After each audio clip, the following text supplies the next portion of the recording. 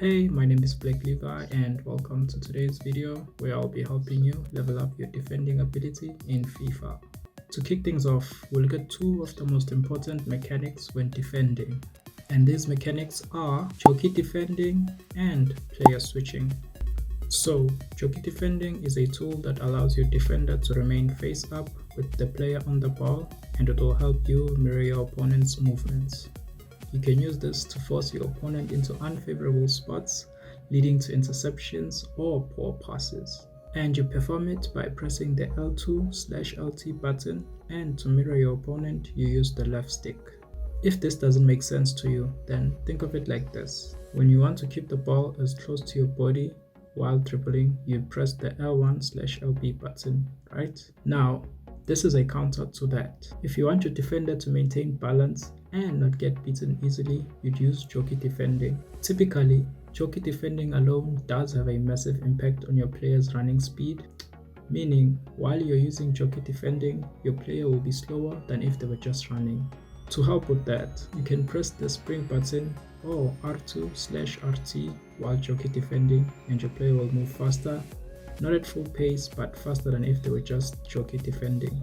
Another important piece of information that I think might help you is that your defender's defensive awareness attribute has a massive impact on how fast your player can move while jockeying, the transition speed between jockey defending and speed jockey, and lastly, how much speed and acceleration are maintained when exiting jockey into sprint. Jockey defending as a mechanic isn't really difficult to learn and to execute, but knowing when to switch from sprinting to speed jockeying to just jockeying and vice versa is what separates good players from great players. For you to be able to do this, you have to be able to read the game and your opponent's attacking patterns. You'll probably get this wrong a couple of times at the beginning, which is why I highly recommend you practice this until it becomes second nature to you and you don't have to think about it anymore. Something that works well with jockey defending is a standing tackle. This is because with jockey defending, you are able to get closer to your opponent so you can make a standing tackle. To perform a standing tackle, you press the circle or B button. Combining standing tackles with jockey defending will help with the problem of timing your tackles. So, instead of spamming your tackles, try getting as close to your opponent as possible, then press the tackle button. You can also perform aggressive tackles to get a longer reach by pressing and holding down the circle or B button a bit longer. Alternatively, you can use the R1/RB button along with the tackle button, and it will also result in an aggressive standing tackle.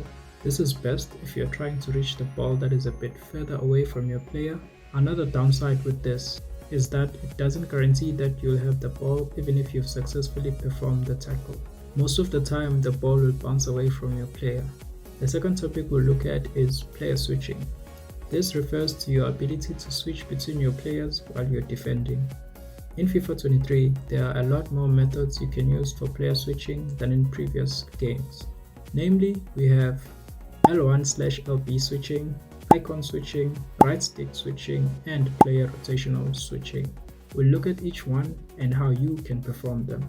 We'll start with the most basic and widely used method of player switching, which is the L1/LB switching. Here, you simply press either L1 or LB to switch to the next player. The game decides which player you will switch to next based on which player is closer to the ball. This works better with next player indicator turned on because you can see which player you are switching to next. The next method is icon switching.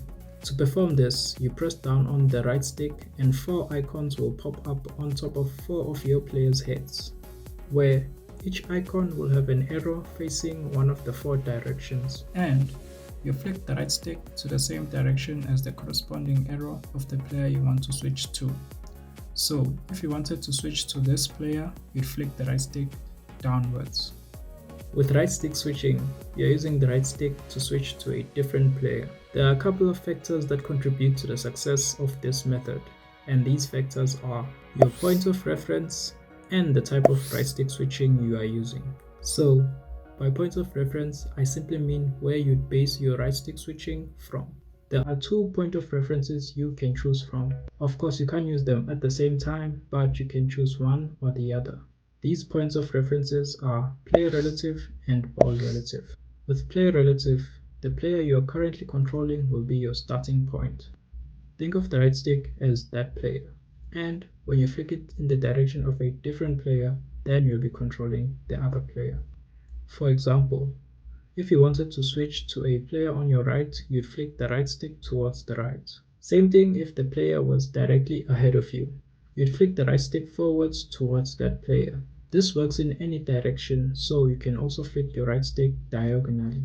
With ball relative, the logic is still the same. The only difference is that you're using the ball as the center of your switching.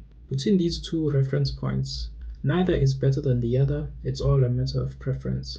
Another factor we'll look into is the type of right stick switching that you are using. Right now, there are two ways you can use the right stick switching method: classic player switching and adaptive player switching.